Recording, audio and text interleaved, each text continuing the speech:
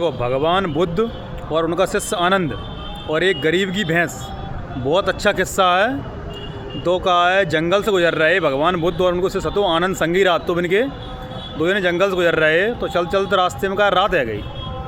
तो अभी बुद्ध बोले आनंद से, आनंद कहूँ रुकवे की व्यवस्था देखो, कहा घर पर होए को होए कजू व्यवस्था देखो रुकवे की। तो आनंद ने देखो जालंग बालंग, तो उन्हें एक घर तो गरीब को एक झोपड़ी रही थी घास फूस की, तो वो दिखाई दी। तो आनंद बोले घर तो है सामने। तो बुद्ध बोले ठीक है चलो वहीं विश्राम करेंगे।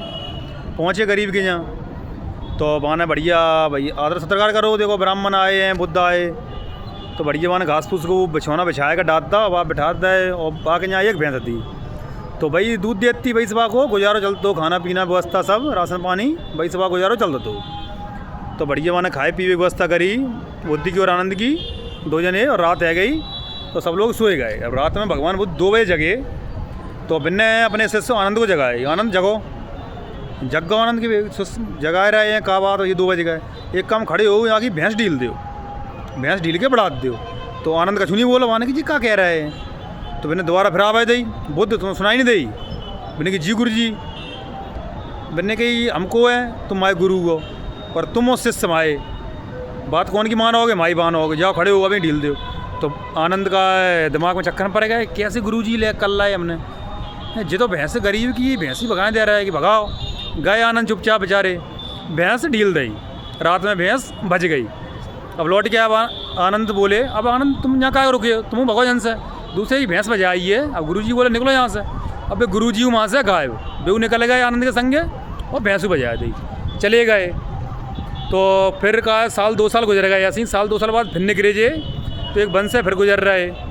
तो फिर चल रास्ते में रात आ गई, तो बोले आनंद से, आनंद को रुकवे की व्यवस्था देखो। तो मैंने कि ठीक है देखा था व्यवस्था। तो रुकवे की व्यवस्था देखी, वहाँ एक मकान दिखाई दो, खूब बढ़िया आलीशान मकान रहे। तो आनंद ने कही मकान तो है चलो मैं रुके, चल गए। पहुँचे तो देखे वहाँ भाई आदमी रहे।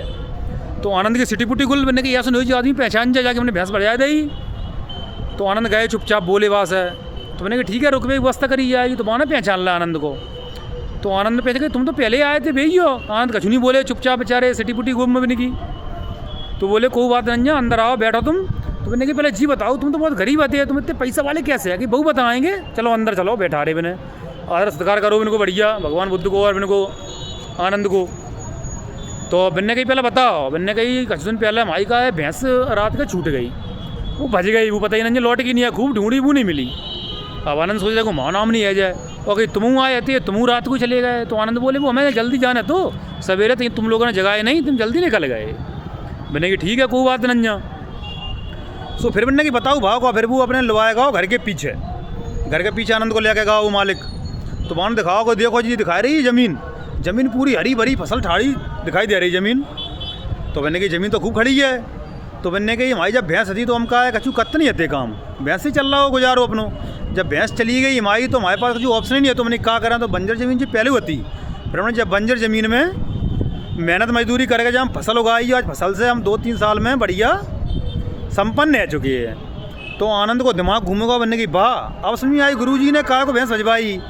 हम सोच रहे ऐसे गुरुजी कैसे पल्ले पड़ गए जी, इनने मतलब भैंस गरीब की भजवा दी। और आनंद भज के आए गुरुजी के चरण में गिर गए।